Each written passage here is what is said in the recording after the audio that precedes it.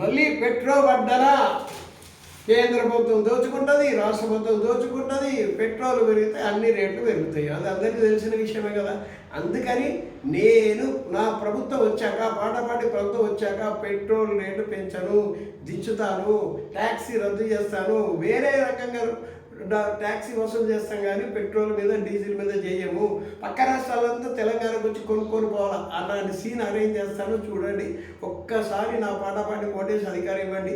Petrol 100 కాదు 50 రూపాయలకి 1 litre వచ్చేటట్టు చేస్తా, అది నా తెలివి. ఒక్కసారి పాటపాటి కోటేసి అధికారం ఇవ్వండి అయ్యా. కొత్త పార్టీ, కొత్త ఆలోచనలు, కొత్త రూల్స్ ఉంటాయి, కొత్త ఆలోచనలు ఉంటాయి. ఎవడైనా మందు తాగితే వాడి నోట్లో బర్రెపిండి పెడతాం.